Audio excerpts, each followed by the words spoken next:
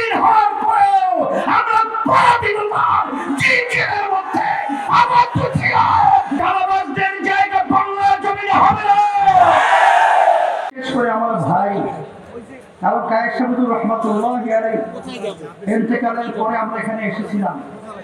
তখন আমার ছোট ভাই মুফতি ফয়জুল করিম বলেছিলেন যে আমার ভাই তো আর কেউ ভাই নেই, আমরা তার সঙ্গে ভাই হিসেবে আজকে ঘোষণা করছি। সেই সুবাদে আবার সেই নেশারাবাদে এসেছি। আজকে আপনাদের উদ্যোগ উদ্দীপনা, আপনাদের আন্তরিকতা এবং তার যে প্রচেষ্টা, এটা দেখার পরে আমাদের মনোবল আল্লাহর রহমতে আরো বেড়ে গেছে। আর সবসময় একটা কথা বলে রাখতে হবে, জাতীয় নেতৃবৃন্দ স্টেজে আছে, আলহামদুলিল্লাহ আমি সকলকে আমাকে সহ আমি বলবো যে আমরা এই দেশের সন্তান, আর ইমানের একটা অংশ হলো দেশের আন্তরিকতা মহাব্বত। এটা আমাদের ভিতরে যদি থাকে তাহলে আমার মন বলছে যে সারা দেশে আমি সফর করার পরে আমি যেটা দেখেছি, আজকে মানুষ অধীর আগ্রহে দিন রাত্র সময় মিনিট থেকে অপেক্ষা করছে যে আজকে যদি আমরা ইসলামের পক্ষে, মানবতার কল্যাণের পক্ষে, দেশের কল্যাণের পক্ষে যদি আজকে আমরা একটা বাক্স পাঠাতে পারি, আজকে বাংলাদেশের ভিতরে ইতিহাস রচনা হবে।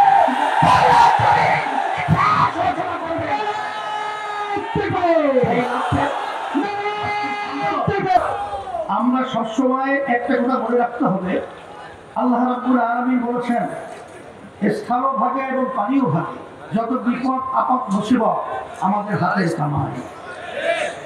আমাদের হাতের কামাইয়ের কারণেই আজকে আমাদের দেশ হাজার হাজার মায়ের সন্তান হারা হচ্ছে, আমাদের দেশে টাকা বিদেশে পাঠা হচ্ছে।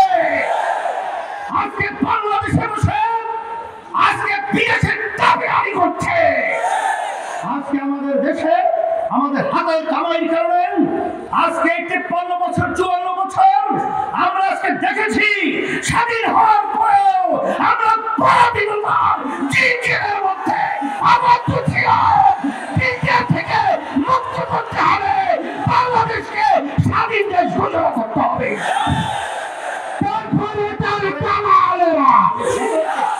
প্রতিজ্ঞা করতে হতো, আজকে আমরা সবাই একাত্রিত এক গলায় আওয়াজ তুলতে হবে, চাঁদাবাজদের জায়গা বাংলা জমিনে হবে না, খুনিদের জায়গা বাংলা জমিনে হবে না, মানবতা বিরোধীদের জায়গা বাংলা জমিনে হবে না ইনশাআল্লাহ।